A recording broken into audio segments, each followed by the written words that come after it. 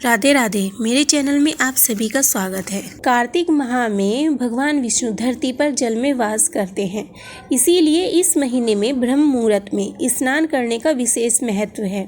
कार्तिक मास में भगवान विष्णु और माता लक्ष्मी को प्रसन्न करने के लिए और उनकी कृपा प्राप्त करने के लिए आपको रोजाना किसी न किसी कथा का पाठ जरूर करना चाहिए। कार्तिक माह में तुलसी पूजा के साथ ही पौराणिक कथा सुनने का बहुत ही खास महत्व है। आज हम आपको सुनाने जा रहे हैं पीपल पथवारी की कथा। ये कथा कुछ इस प्रकार है। प्राचीन समय की बात है। किसी गांव में एक बुढ़िया रहती थी। उसके 4 बेटे थे। बुढ़िया ने 4 ही भैंसें पाल रखी थी। कार्तिक का महीना आने पर बुढ़िया ने अपनी 4 बहुओं को बुलाया और कहा कि मैं तो कार्तिक नहाने जा रही हूँ, तुम चारों एक एक भैंस रख लो, मैं 1 महीने में वापस आऊँगी। 4 बहुओं में से सबसे छोटी बहू बुढ़िया की लाडली थी। बुढ़िया ने जाते जाते यह भी कहा कि मैं 1 महीने में जब वापस आऊँगी तो देखूँगी कि किसने कितना ज़्यादा घी जोड़ रखा है। बुढ़िया की बातें सुन तीनों बड़ी बहुओं ने सोचा कि यही समय है बुढ़िया को बताने का कि छोटी को कुछ नहीं आता है। वह दही बिलोना नहीं जानती है और ना ही उसे पता था कि घी कैसे बनाते हैं। उसकी जेठानियों ने भी जानबूझकर उसे कुछ नहीं बताया ताकि बुढ़िया वापस आने पर उसे डांट फटकार सके।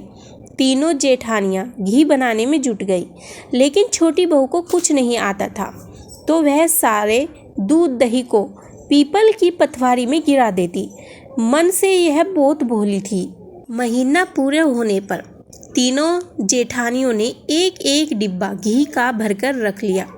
छोटी बहू ने जरा सभी घी नहीं निकाला था। वह तो सारा दूध दही पीपल की पथवारी पर गिरा आती थी। बुढ़िया के आने की खबर वह पथवारी माता से कहती है कि मैं क्या करूं, मैंने तो सारा दूध दही यहाँ गिरा दिया है। अब मेरी सासू माँ आकर घी के बारे में पूछेगी तो मैं क्या जवाब दूंगी। पथवारी माता कहती है, तुम ये 4 कंकर ले जाओ और 4 अलग अलग डिब्बों में रख देना, इससे चारों डिब्बे घी से भर जाएंगे। उसने ऐसा ही किया और उसके पास 4 डिब्बे घी हो गया। अब सासू माँ घर आई और आते ही उसने चारों बहुओं को कहा कि लाओ अपना अपना घी दिखाओ कि किसने कितना घी जोड़ा है। तीनों जेठानियां अपना घी का डिब्बा ले आई और मन ही मन खुश होने लगी कि अब छोटी बहू को सास से डांट पड़ेगी। छोटी बहू आई तो साथ में 4 डिब्बे भी लाई। वह सब ये देखकर हैरान हुई कि इसे तो दही बिलोना भी नहीं आता था, तो यह घी कहाँ से आया। वह कहने लगी कि जरूर इसके पति ने यह घी खरीदा है। इस पर छोटी बहू ने कहा कि मुझे तो कुछ नहीं आता था और ना ही मुझे किसी ने बताया कि किस तरह से दही बिलोकर घी बनाया जाता है। मैं तो सारा दूध पीपल में सींच देती थी और दही पथवारी पर चढ़ा देती थी। यह तो पथवारी माता की कृपा का प्रभाव है। छोटी बहू की सारी बातें सुनकर सारी बहुओं ने कहा कि अगर पथवारी माता को सींचने से इतना अधिक पुण्य मिलता है, तब हम भी अगले साल से उसे सींचेंगे और कार्तिक नहाएंगे।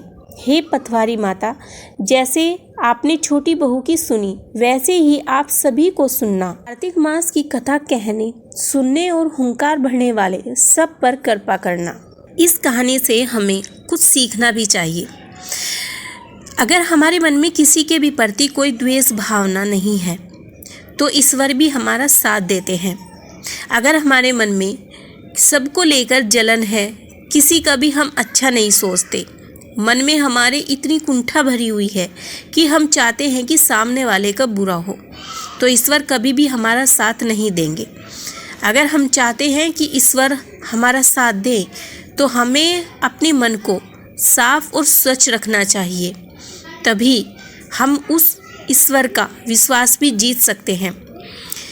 पथवारी माता आप सभी पर अपना आशीर्वाद बरसाए। इसी मनोकामना के साथ आप सभी को राधे राधे।